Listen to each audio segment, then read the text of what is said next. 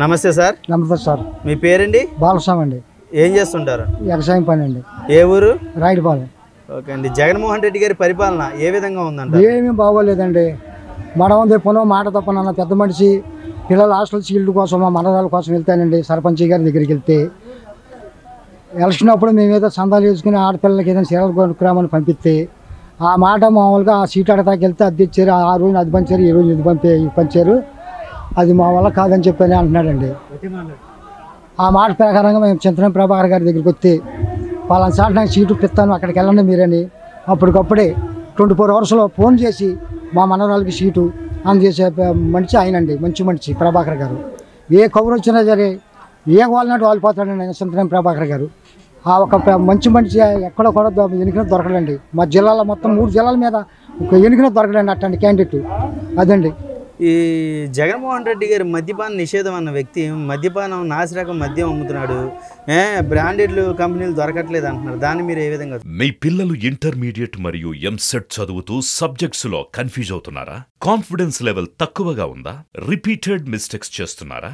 అయితే మీకోసమే ఉంది Rise app. 1 lakh question bank, performance analysis, online classes by experts, ఇంకా మరెన్నో ఫీచర్స్ తో మీ ముందుకొచ్చింది Rise the perfect guide. Description లో ఉన్న లింకును ఉపయోగించి సబ్స్క్రైబ్ అవ్వండి. ఏమండి, నేనైతే ముందు తాగినండి. తాగేవాళ్ళు మటుకి బాగా రచ్చ చేసేస్తున్నారండి. అదిగో తగ్గించేస్తానని ఉండకుండా నెలకు 1 బ్యాండు, రోజుకో బ్యాండు, పొద్దున్న ఇచ్చింది సాయంత్రం ఉండదు, సాయంత్రం నుంచి పొద్దున్న ఉండదు.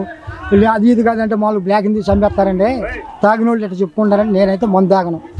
రోడ్లు రవాణా వ్యవస్థ ఏ విధంగా ఉందండి? ఏం రోడ్లు అండి బాబాయ్, అసలు బండికి వెళ్తాయి రేతులు భయం వేస్తుందండి. రేతులు పగలంటే ఆ తెలుగుదేశం గవర్నమెంట్లో పోసిన రోడ్లండి.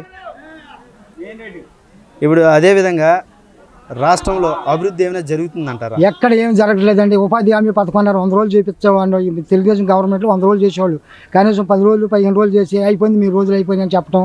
ఆ ఉపాధి హామీ డబ్బులు కూడా సరిగ్గా పడతలేదండి. ఇప్పుడు మీరు వ్యవసాయం చేస్తున్నా అంటున్నారు కదా, మొన్న వరదలకి తుఫానుకు వచ్చిన బియ్యం ఏ విధంగా కొన్నారు? అధికారులు మీకు స్పందించారా? ఏమండి, ఇక్కడ మామూలుగా సచివాలయాలు దానికి తోలుతున్నారండి రైతులు. నేనైతే ఈ సంవత్సరం వ్యవసాయం చేయాలి మానేశానండి. పండించిన రైతుల మటుకి సచివాలయంలో 1600 చేసి తోలుతున్నారండి. రైతు సంతోషంగా ఉన్నాడంటారా? ఏం సంతోషం అంటే నెలకు 2 తుఫాన్లు 3 తుఫాన్లు ఏం సంతోషం ఉంటుంది రైతుకి. మళ్ళీ ఇప్పుడు తుఫాన్ అంటారు. మొక్కజొన్న పెట్టాం, ఆ మొక్కజొన్న చేతికొద్దో లేదో అన్నట్టుకి అనామకుడిగా ఉందండి. వచ్చే ఉండరు అనుకోండి నాయకులు. ఇప్పుడు పరిశీలించాలి ఈ తుఫాను బాధ్యతగా పోయిన వర్షాల గురించి. అదేవిధంగా మనకి చంద్రబాబు నాయుడు గారు ఉండేటప్పుడు రైతుకి సబ్సిడీ ఇచ్చేవారు. విత్తనాలు, ధాన్యం విత్తనాలు కానీ ఎరువులు కానీ సబ్సిడీలో వచ్చేవి. జగన్మోహన్ రెడ్డి గారి పరిపాలన అది వచ్చే అసలు విత్తనాలు కానీ సబ్సిడీ కానీ పంపులు మందు కుట్టుకున్న పంపులు కూడా ఉండేయండి. వాళ్ళ పెద్ద మండలంలో వెళ్తే ఇచ్చేవాళ్ళు సబ్సిడీ కింద. విత్తనాలు సబ్సిడీ కింద ఇచ్చేవాళ్ళండి. ఆ విత్తనాలు సబ్సిడీ మా బోర్డు లేబర్కి అందట్లేదండి.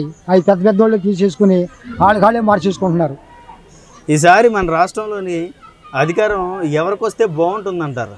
అధికారం చంద్రబాబు నాయుడు గారికి వస్తేనే బాగుంటుందని అనుకుంటున్నామండి. మేము 100కి 100 పాళ్ళు మామూలుగా టీడీపీ వస్తుందని అనుకుంటున్నాం మేము. మరి జగన్మోహన్ రెడ్డి 175కి 170 స్థానాలు వస్తాయి అంటున్నారు. ఎందుకు వస్తాయండి? బోకరా స్థానాలు బోకరా మాటలు చెప్తే ఇట్లాగే ఉంటుందండి ఏదైనా. ఈసారి మీకు అధికారంలోకి ఉన్నప్పటికీ అధికారంలో లేనప్పటికీ చంద్రబాబు నాయుడు గారి విధానం మీకు ఎలాగ అనిపిస్తుంది? ఆయన ప్రజల్లో ఉండే తీరు?